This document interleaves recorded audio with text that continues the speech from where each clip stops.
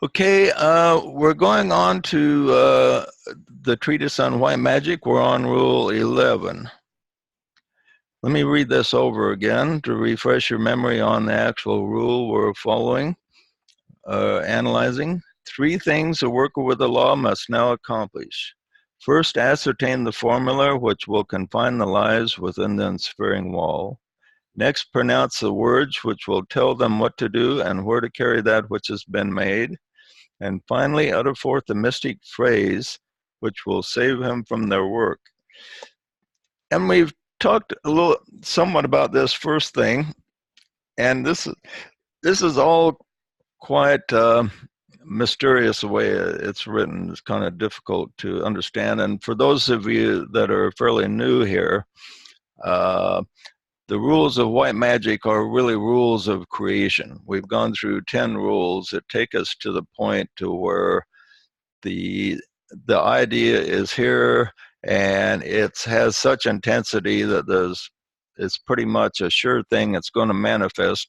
But now the question is, when the idea is turned into reality, is it going to be a good reality or a bad one? Is it going to manifest in a corrupt way or a pure way, in a useful way or a non-useful way? This is where the creative process is at with Rule 11. And he says, first ascertain the formula which will confine the lives within the ensphering wall.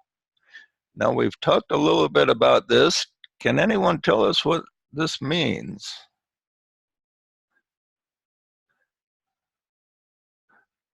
Kids?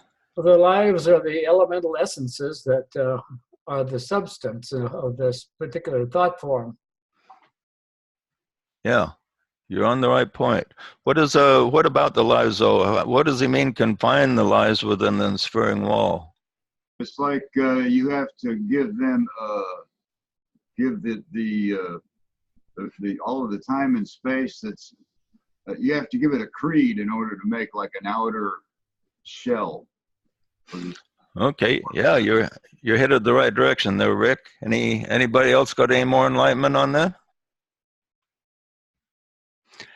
Yeah, it takes a lot of thought to figure out this out. So, in other words, when you're going to create something,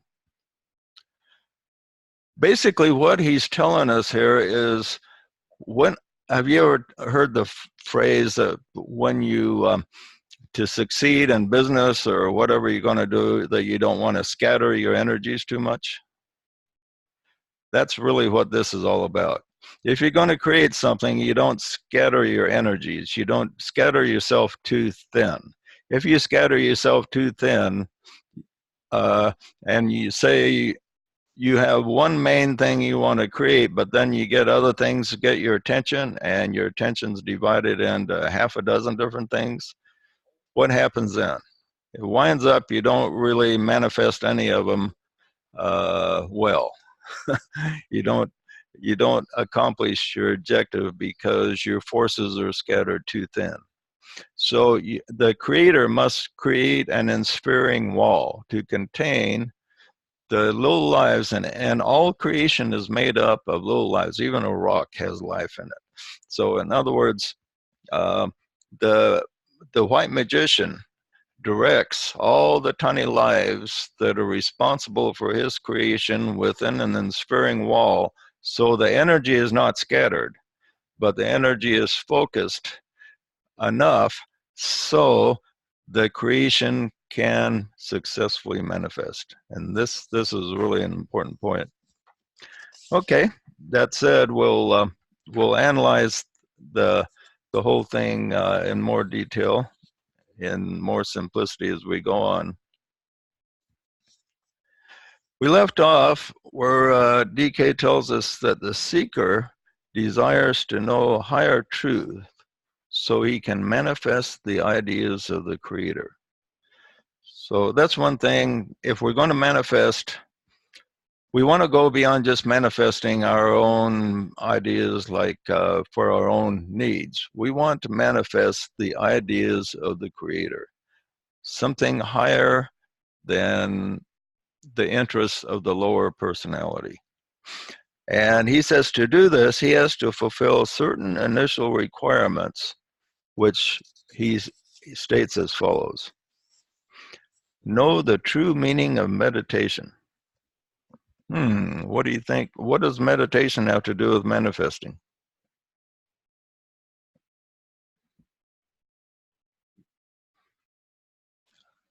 Got to be able to focus on the thing you're trying to manifest. Right. In other words, meditation is more than just letting your mind go blank. That's a type of meditation that is good for relaxing yourself. But meditation involves clearing your mind, not letting your thoughts get in the way, and focusing on contemplating on higher ideas. And that's where true meditation will take us. Then he says, align with facility the soul, the mind, and the brain. That's three things. We can kind of visualize aligning our consciousness with the soul, but he talks about a triplicity here. The soul, the mind, and the brain. What's the difference between the mind and the brain? The brain is the gray matter, the actual physical substance. Right, the brain is our personal computer. And the mind is what then? If the brain is our personal computer, our gray matter, which is our personal computer, what's the mind then? Well, it's the thoughts. Right, so thoughts, the thinker, the user of the computer, right? So we have the computer and the guy using the computer. The computer is the brain, the guy using the computer is the mind. Okay, it's two different things. Now, a lot of people can't separate the difference between mind and brain, and why can they not do this? Because they're so centered in the brain that they think their thoughts and the brain are the same thing. And because they think that, they can't differentiate. They can't differentiate until they become a true creative thinker, and then they realize there's a thinking process that uses the brain but isn't the brain. Now, unfortunately, most of the scientists of the world think that all the thoughts are created by our brain, that they're just one and the same thing. But it goes way beyond that. Okay, so we must align the soul, the mind, and the brain. Now, what's the midway point between the soul and the brain? The midway point is the mind. If it was up to the soul and the brain, like say a primitive individual, there's no alignment possible because we have a disconnect. What makes the connection is the mind. And to make that connection, the mind has to be developed.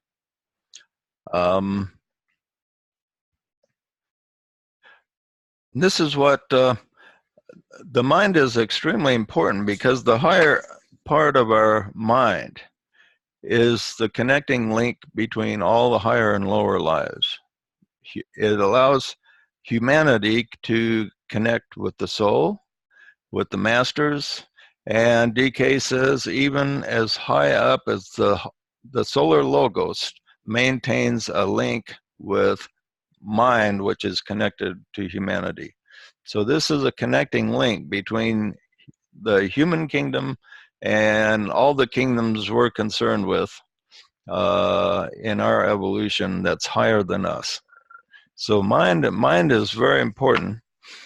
Yet most of the New Agers put all the focus on the heart. But the heart and the mind is very connected, because remember, the heart center is called the center of love.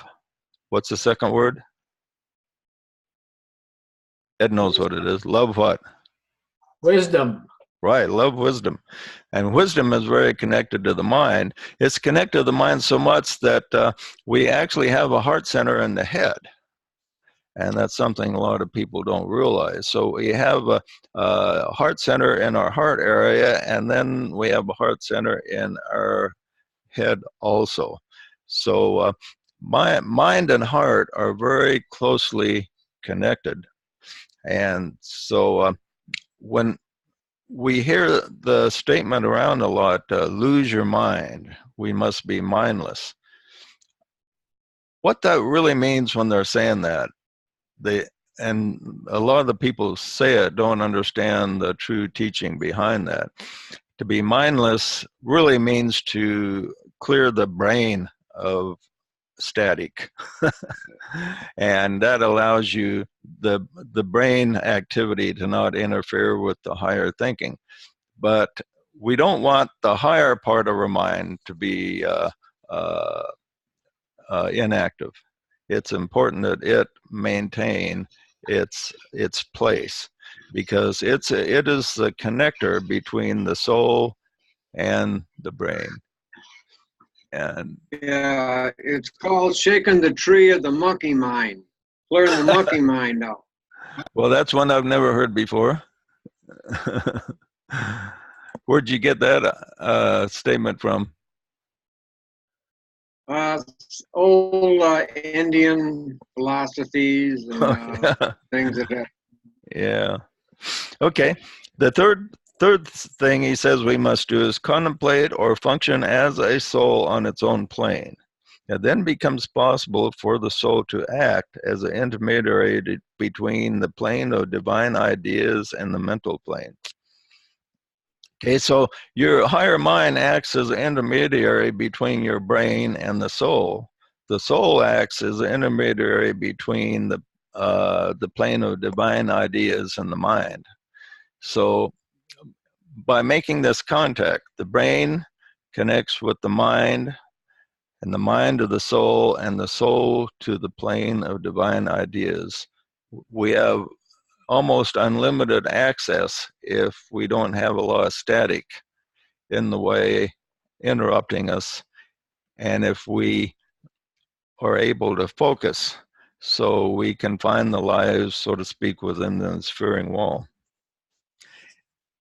Next, he says the seeker must learn to register these ideas received by the soul intuitively, and to recognize the form in which it should take. Okay, he says these last 7 words are important. Recognize the form in which it should take. A lot of people do tap into the world of ideas, but then by the time it filters down through their mind and brain, they get distorted.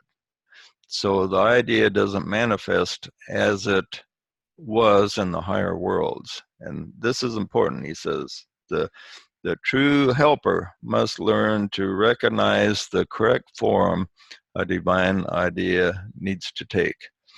And what we'll often do is, what the seeker will often do is he'll get an idea, and then he'll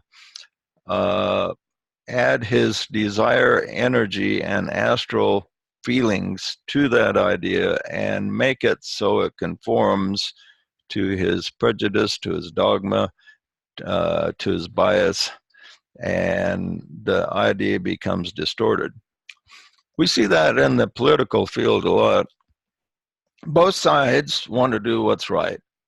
Both sides want to say, help the poor, for instance. Okay, that's a divine idea to take the abundance of the world and share it with the poor, but how in the world are we going to do that?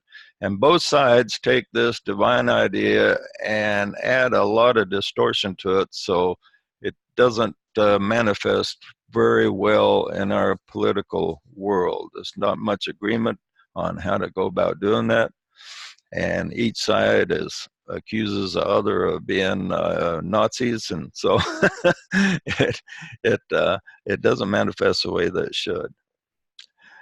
But going back to number 3 here, he says we need to contemplate functioning as a soul on its own plane.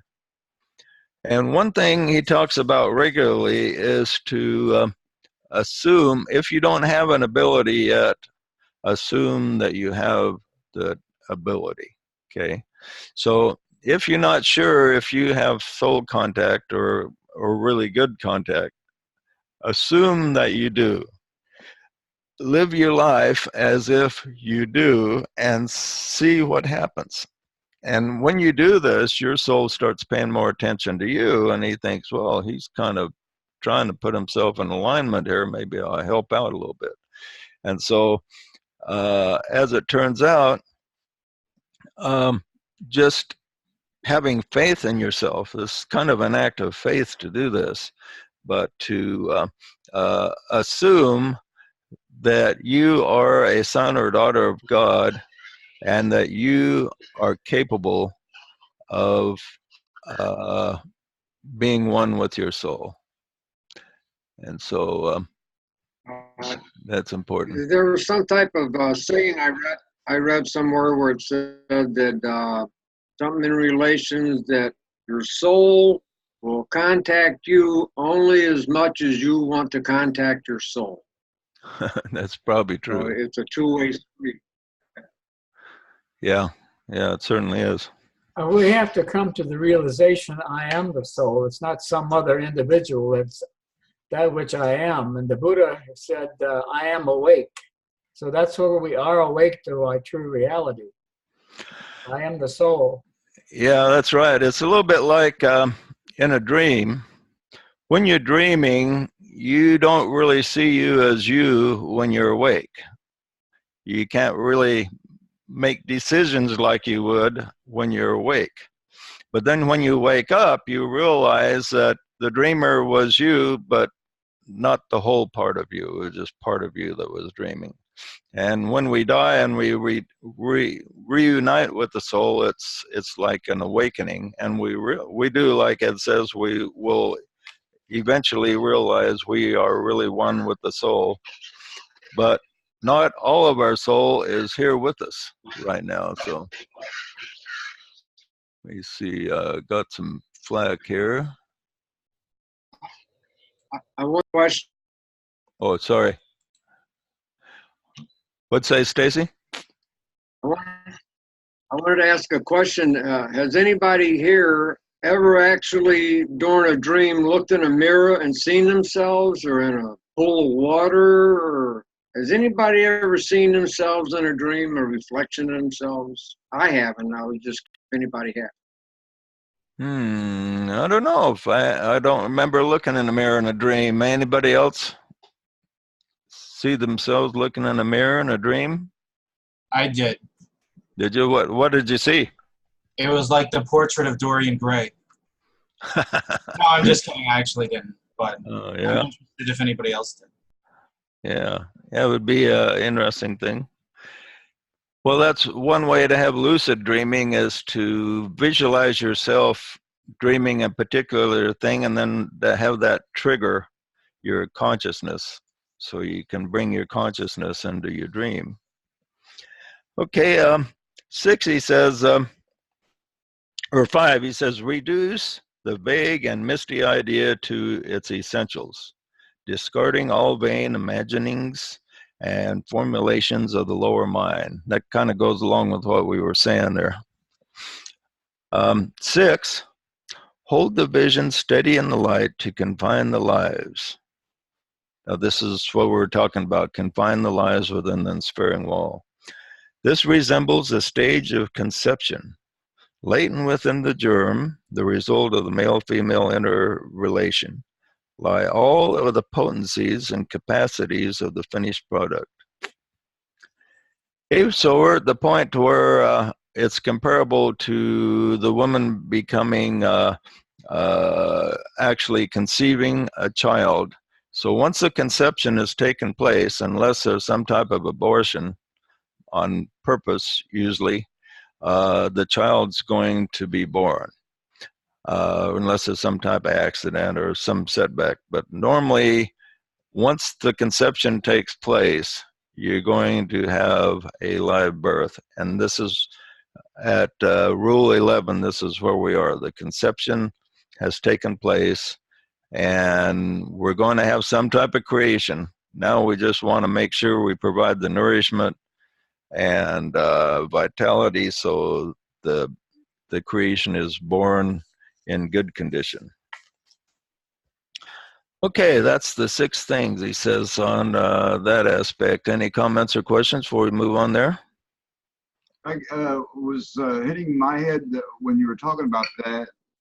If you're creating a form, that form, when it's in the light, is going to have a dark side. It's going to have a shadow. And I think the artist or the creator has to have that in his awareness. It's like, how is this, not only am I creating this form, but what is the shadow of this form going to do?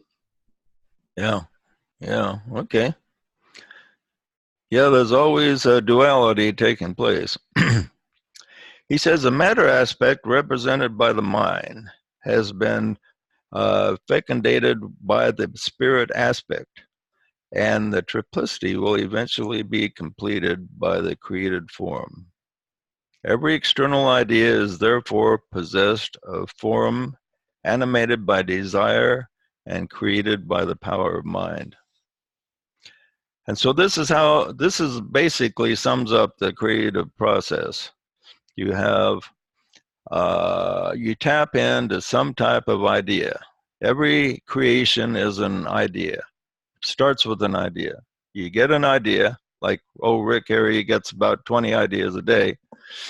His problem is confining the creation within the enswering walls, so he doesn't scatter his forces too much, because Rick is an idea man, and he probably has a lot more ideas than he can manifest. So he's got to be very selective and pick something where he can really focus enough to make it manifest. Okay, so this is a problem with a lot of creative people, and this is why oftentimes the people like Forrest Gump in the movie was very successful, because when Forrest Gump got an idea, he did that idea and nothing else, because he wasn't smart enough to have all kinds of other ideas interfere. So when he did that shrimp boat thing, he was successful. When he decided to go on a run across the country, he just focused on that and nothing else. And so Forrest Gump wound up being a lot more successful than some of the geniuses that we see around us. So that's kind of interesting. Yeah, I've got a formula that I like. It's kind of a simple formula, and it imagination, visualization, manifestation. If you can follow those 3, you can manifest. Okay. Yeah, he says, but there's one important thing he adds here. Okay, we get the idea, but it must be animated by desire. Desire is something that is very difficult to control, because desire enters in and filters through our personality and will often distort. But even though it distorts things, it's important to have the desire there, because when you really desire something strongly, the chances of manifesting it are increased. So we have to keep our desire in check with our mind, so the desire is pure, so then the creation can be useful. Okay, he says that some creations do a lot more harm than good, so we have to be careful that make sure that our creation will have a benevolent use rather than just fulfill the creator's selfish purposes. Okay, the mind receives the idea through the soul. The emotions gestate the idea and gives it form until it manifests. Okay, so the emotions is kind of like the food given to the baby that's conceived. The baby is conceived, the emotions feed it. Now, when the baby is fed, the mother has to be real careful to make sure she eats right, so the baby gets the correct nutrition, or else they can have problems. Yeah, Stacy, did you have your hand up there?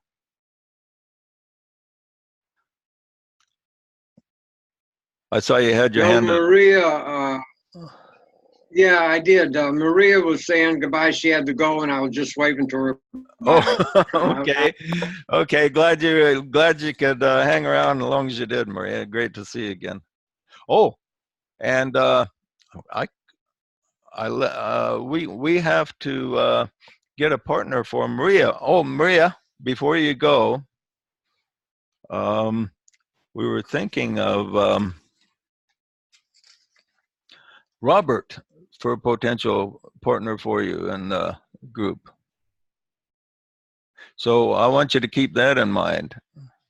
And he's pretty close to your time zone too. Is another good thing. So I want you to keep that in mind. Okay, we'll let you go then. I don't know who Robert is. Yeah. Okay. Who is he? You haven't seen him? You haven't met him yet? I don't think so.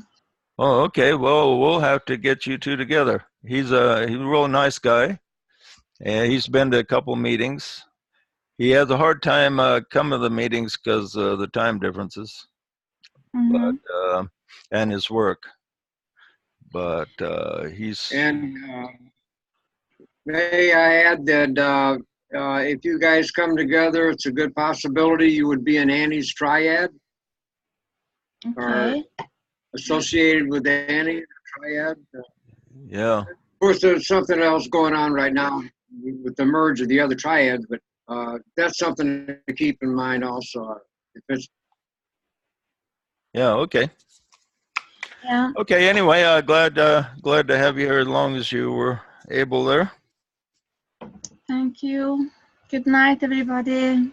Okay. Thank you, JJ. Sweet dreams. Thank you. Next, he says, it's well to bear in mind that the following factors govern the emergence of the idea out of the universal mind into the world of tangible forms. And he lists three main things to bear in mind here. One, lives higher than the masters pick up ideas emanating from the archetypical plane. They are the custodians of the formula. They are the mathematicians who prepare the blueprints for the great plan and calculate how to manifest the various creations.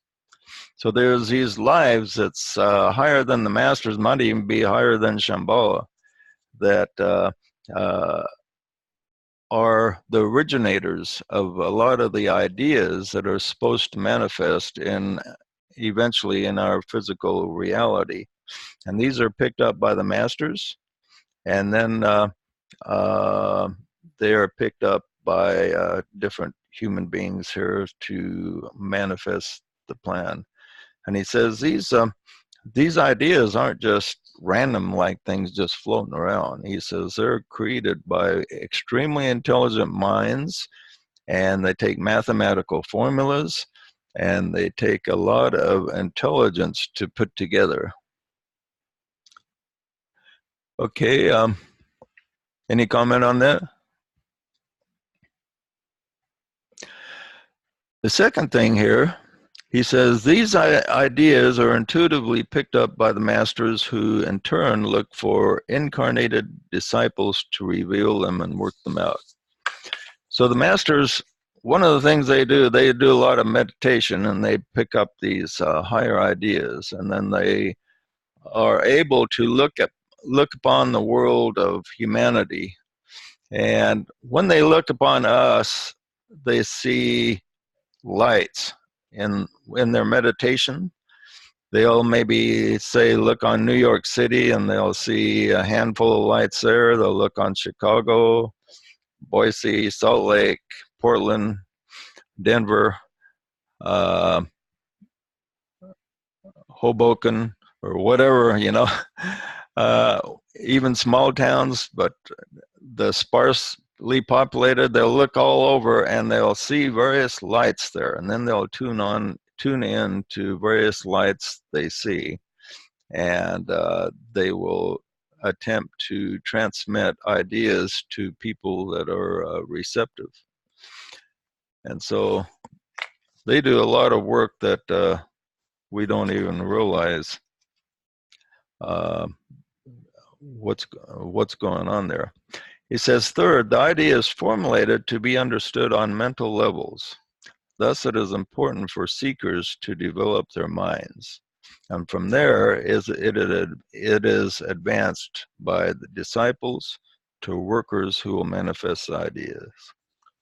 So if we want to be a true servant, he says it's important we develop our minds so that our minds can grasp ideas. Because if we want to be helpful, it's important that we're capable of understanding. Love is really an important aspect that helps us to progress, but mind is also very important, because without understanding, even if we're just really full of love, we can wind up not being very useful in manifesting an idea if we don't understand what's going on. So developing our minds is, he stresses, very, very important. He says the light of God streams forth then from the universal man to humanity through this process, from the higher to the lower. And even though we may not think humanity is that intelligent overall compared to maybe the logos or the higher lives up there, we are the ones that are working out what's happening here in the world of form. So the things that's manifesting among humanity is all part of something that originated in a divine mind with intelligence higher than we can fathom. We're the fourth kingdom of nature, and we're at the pivotal point between the 1 and the 7. Right, we're the midway point. And yeah, the other creative hierarchies that he talked about, most of them operate outside of the physical, but in the actual physical reality, our kingdom is pretty important. And he tells us that humanity will be the savior to the lower kingdoms, especially the animal.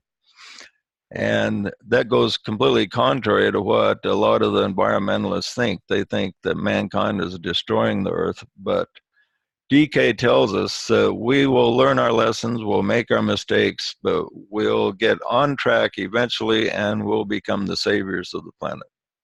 So that's good news for people that are worried about the environment, that is our destiny, is to make the world eventually a Garden of Eden.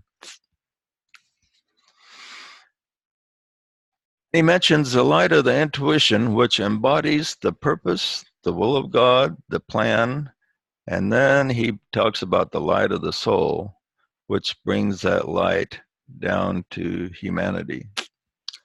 So the light of the intuition, all the different planes are in us. We have the physical. Now the physical is composed of the physical and the etheric. And it's your duplicate body. And that's all categorized as being the physical. And then we have the astral, which is the emotional part of ourselves. Then we have the mental, which is the thinking part. And the next step up is the intuitional. And then there's other formless worlds above that, where the worlds of ideas are, and the beginning of creation and all these things. So we're connected to these, all these higher ones, but the intuition is as high as most of the advanced humanity is able to really tap into. But the intuition is a bridge between the lower worlds of form, the mind, the emotions, and the physical, and the higher worlds where the divine ideas are. And so the intuition, once the disciple taps into the intuition, he starts to be fed ideas. And so all of us get a certain amount of ideas, but it's important that we pay attention to these ideas, because if you find yourself getting ideas beyond the normal ability of your brain to just calculate, then it's quite possible your intuition is beginning to develop. And so it's important that you pay attention to that, and pay attention to that connection that your soul is trying to bring you between the lower and the higher. The human kingdom is par excellence, the medium of expression for the universal mind. And when the sons of God in human form are perfected, the problems of the natural world will be solved in large measure. The fully conscious sons of God, aware of themselves while in human form, and there are few at the present time, he says, but these constitute literally the brain of the planetary life. Well, there he says some pretty good things about us humans. We have tremendous potential, and the problems of the natural world will be solved by us. He says in large measure. In other words, we never achieve complete perfection. But in large measure, he says, we're going to solve all the problems that confront us. And sometimes when you see all the problems that we have right now in the world, you wonder about that, but he says it will happen.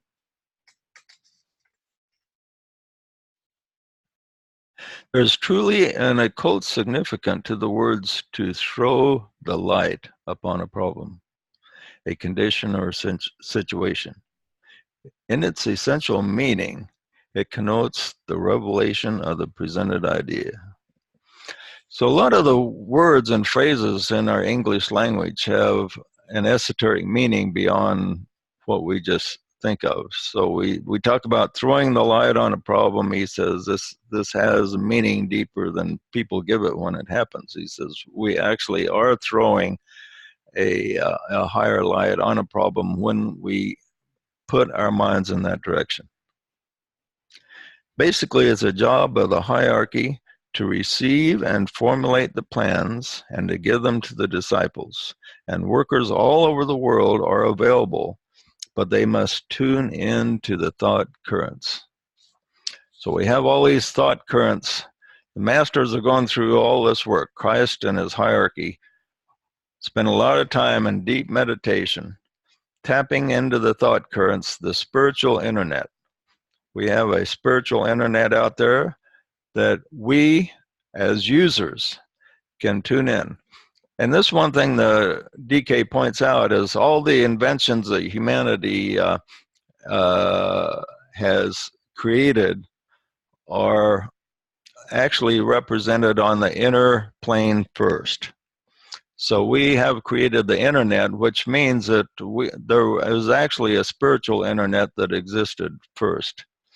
And it's existed for a very long time, in the fact that disciples can Google anything they want on this spiritual internet and have access to it if their focus is right. But you got to have what? You got to have you got to have a good search engine. You got to type in the right words and ask the right question. If you don't do this, if you ask Google the wrong question, you're going to get a really garbled answer. But if you put in the right search words and hit the send button and do it correctly, you're going to get some very useful information. And this happens with our spiritual internet. We have to, first of all, realize that we have a search engine. And this is the problem with a lot of disciples. They don't realize that the search engine even exists. You got to realize it exists before you can use it. So the disciples got to realize, hey, I have a spiritual search engine I can actually use. Let me see, how do I use it? You use it by, you turn on your computer, first of all. So you turn on your brain on, and the user accesses his brain. So you connect thought and brain, and the spiritual internet's linked to the soul. And the soul is like the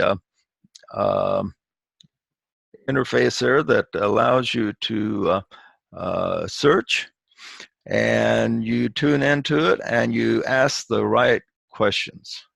Asking the right questions is really important. That's one of the thoughts I posted. It takes as much intelligence to ask the right question as to find the right answers. And some people don't know that there are questions. right. Answers are easy. It's the questions that are the hard part. Yeah. Reminds me when I was teaching a Sunday school class in the old days when I was in the church. The big thing in the church is everybody's waiting for Jesus to make his second coming. And so I had a class of about, I don't know, 40 or 50 people, and I thought they were pretty intelligent. And I posed a question to them I thought would get a lot of response. I said, let's suppose Jesus showed up right now. He's right here, right now. He says, okay, I'm going to ask any question anybody wants to ask. I says, what question would you guys have? And not a single hand went up. And I was amazed. I says, well, what's the matter with you guys? You don't have a question for Jesus? What's going on there? And still nobody. I prodded them and still no hand went up. And so there was one gal in the audience that I respected a lot. I thought she was very intelligent. And so I picked on her. I says, I can't remember what her name was, but I says, okay, you. I says, what would you ask Jesus if he's here right now? And she says, well, I'd ask him how to have a better home evening.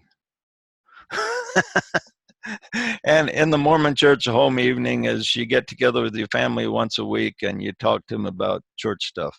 Okay. And that was the only question she could, and I thought she was the most intelligent one in the room. At least she did come up with that. And that was the only question I could get out of the bunch. And I was amazed, that nobody had a really any important question for Jesus. So no wonder he hasn't shown up yet. Okay. What would you ask him, JJ? What would I ask him? Well, boy, you're putting me on this spot, aren't you, Stacy? Well, I got so many questions, but I'd ask him when he's going to show up again in the flesh. That's just one thing. Or if he even knows when he's going to show up. Or if it depends on a lot of stuff happening first or whatever. Give me some details on this, Jesus, or the Christ. Okay. Probably one of my biggest questions would be the beginning of the first universe, if there was such a thing. Anyway, moving along here. What would be your question, Stacy? Let's put you on the spot. Gee, I'm like you. I have so many questions. I don't know what I'd ask. Yeah, I got you back there. Yeah, no, I think I'd have to follow your lead and ask him when he's coming back. Yeah, right. Anybody else got a question they'd like to ask Christ if he were to show up and say, all of a sudden we saw here a picture of some guy with a beard that... What's the meaning of life, the universe, and everything? Yeah, that's a good question to have a real authoritative answer on. I'd ask him how it's possible that anything exists at all. Yeah, that's the biggest question in the universe, isn't it? I'd ask him if he knew how to play bass guitar. Oh, yeah? Okay. I'd like to jam with him, play some music with him. Okay. I bet Annie has some questions she'd like to ask.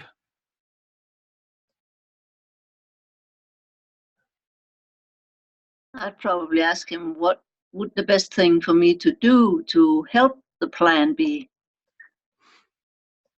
Well, that's a very unselfish question, Annie. That's a one we all should be asking our souls. Yeah. I It would I be think nice we to know. already know. I think we know the answer to that. Yeah. Okay, anybody else got a question they would ask Christ if he were here? I'd ask where intelligence originated from. Okay. I think it's in Boise, Idaho. Just a little humor there. Sorry about that. Okay. Okay, moving ahead here. The idea of beginning and end is a human concept. It doesn't exist beyond time and space. Yeah. Yeah, I would ask some questions about time, some clarification, because we have a lot. We're told in the eternal now there is no time, and I've done a lot of thinking and writing about this. I've come up with a lot of things, but I don't have it completely solved. But yeah, there's at least this group here asked some questions, so that's good. He says if disciples fail to respond to the impressions that are sent to them, there will be delay or incorrect building. If they make mistakes, there will be lost time and energy and again delay. If they lose interest and cease to work, or are primarily interested in their own affairs and personalities, the plan will have to wait. And the energy which would have otherwise been made available for the solving of human problems and the guidance of humanity will have to find its outlet in other directions. And you know, when I read through the DK's works, and he often talks about what he expects to happen, and some of his expectations did not materialize, some of them have. And I imagine the hierarchy is somewhat disappointed that a lot of the things that a lot of the progress that they hope to have seen achieved by now haven't really taken place. They thought, or DK anticipated, for instance, that by the time we approach this time we're in right now, there would be a lot more goodwill among humanity. But right now we're having a tremendous problem with goodwill. The two political sides just despise each other, and we still have a lot of ill will between nations. But he was hoping that the lights would gather together more and create a center of goodwill that would spread throughout the world. And he really encouraged all of his readers to promote this idea of goodwill to men. So the fulfillment of the song the angels sang at the birth of Christ could actually be materialized. And this is something that really still needs to be done, is just general goodwill needs to be spread.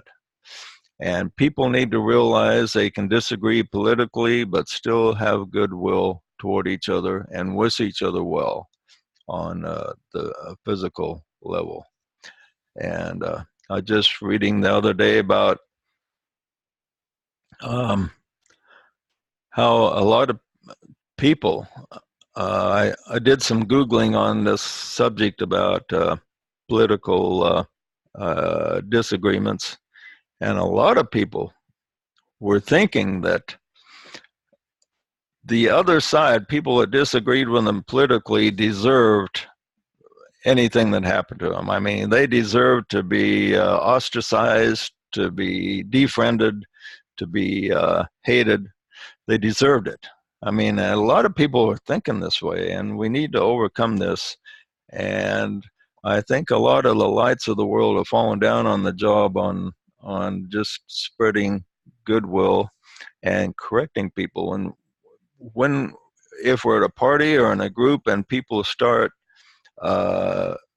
spouting this hate toward people that disagree with them, I think we need to step in and maybe embarrassing them a little bit by reminding them the principle of goodwill and how important it is to love your neighbor as yourself. Well, these things in society have to come to a crisis before they can ever be healed. People don't make changes because they're satisfied. They make changes because they reach a point of utter dissatisfaction, and then they look for change. And that's another thing he says. He talks about points of tension being created in different points in time. And he says sometimes, and he kind of described our era when he was talking about this, how you have points where it seems like everything's falling apart, where people are angry at each other, and there's all kinds of discontent. He says this often is followed by a period of tremendous progress. So let's hope that that happens in our case, that our point of tension that we're in right now in the whole world, especially I think in the United States, with the division we have here, let's hope that it will be followed by a period of progress toward peace and goodwill. We will affirm that. Yeah, affirm it in our meditations and our thoughts. Okay.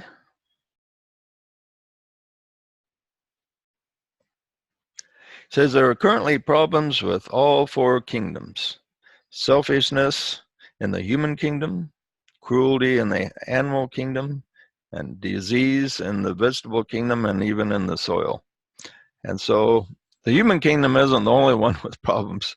He says there's imperfections everywhere, and these need to be worked out. And he, like I say, he does point out that humanity will be the savior of the planet eventually. We're going to eventually learn our lessons. Let's hope it's not going to take forever. Let's hope we do that quickly. We learn our lessons and then move forward. Okay, any comments or questions before we call it a day here? Yeah, actually, I just got a message from Harry. He wanted me to say that he says hi to everybody. Oh, okay. Yeah.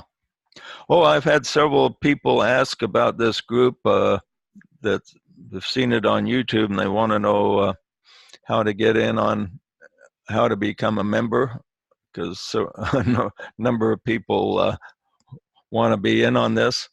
And for those that are what's that? I said YouTube, that's the way for the advertising. Yeah. So for anybody that's listening, the ones that are members here are people that have made themselves familiar with the molecular relationship and think that it's a good idea. The book is free online. You can message me and I'll send you a copy for free. And if it sounds like a good idea, well, you can be a member of this group. Okay. Any other comments or questions before we sign off?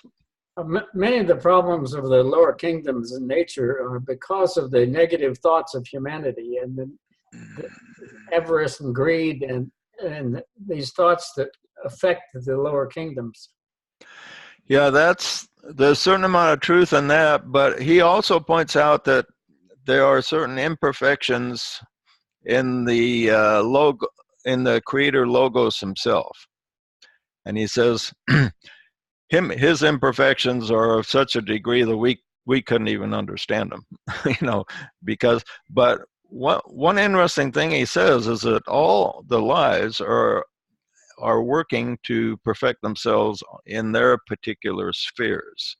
And just like we as humans see that we have a long way to go to perfect ourselves, but we're looking at perfection much different than like a slug would, okay, or even a dog, okay?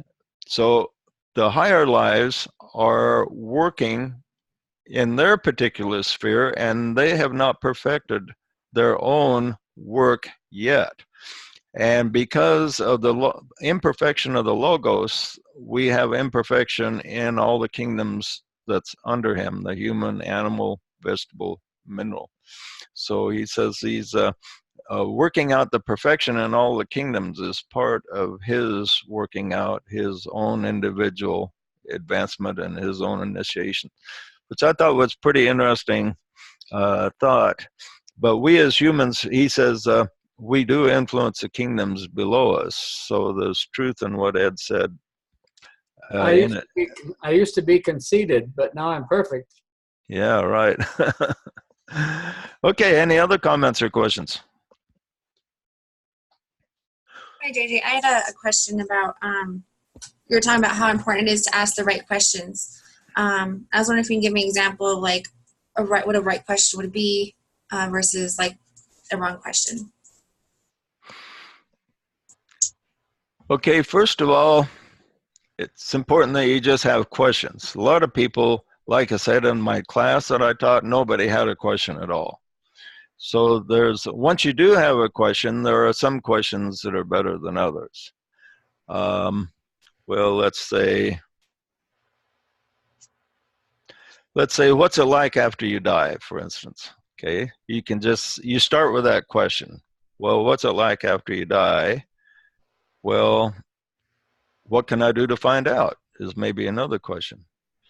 Okay, well, have I checked all the sources? Have I checked out people that have claimed to have had near-death experiences? Have I done that? Well, perhaps I should do that. Maybe that'll give me some more questions. So you check that out, and then you ask the question, well, there's two accounts I've read here, and they contradict each other, and they both claim to have had seeing Jesus and everything. So what's going on here? Okay, how are both of these fabricated, or one of them fabricated, or there's some illusion taking place? So you start asking all these questions. So you start asking a basic question, and then one question leads to another question, to another question. And pretty soon you'll be totally confused for a while. But eventually, if you keep asking questions, things eventually start to clarify. It's a little bit like DK talks about, like as you enter through your desire nature and asking these questions, is like a big fog comes up. And then eventually there's a sun above the fog that will clear it up if you keep focusing on that higher light. That higher light will shine, and eventually the fog begins to lift, and everything starts to get clearer and clearer as you move along the path. Okay, so go ahead with those questions. First of all, formulate a question, even if it's a dumb question. Because when you start asking questions, they all seem kind of dumb. That's why a lot of people don't ask questions, because they think, well, I can only think of dumb questions. Okay, well, it doesn't matter. Start with a question, and then one question leads to another and to another, until pretty soon you will be asking really smart questions. But the first couple questions you ask on any subject may not be that smart. And that pertains to all of us. If some scientists were here talking about quantum physics, a lot of people wouldn't even know what to ask, you know. The dumbest question, the only dumb questions are those that you forgot to ask. Yeah, right. So it's important that you ask questions. That's just don't worry if it's dumb or not. Just ask and move ahead. And then after you ask, seek the answer.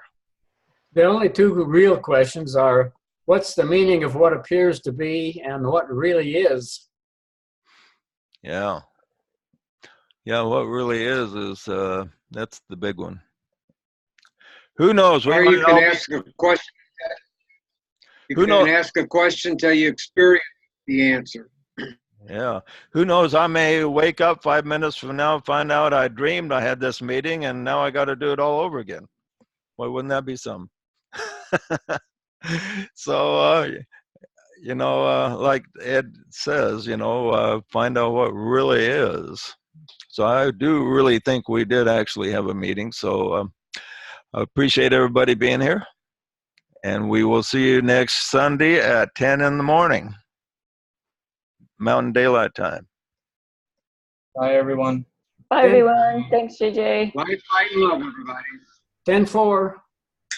Remember, if you want to join, ask JJ, send him a message about the molecular relationship. Yeah, okay. Thanks for the plug. We need to have one of those fancy YouTube things at the end of the video.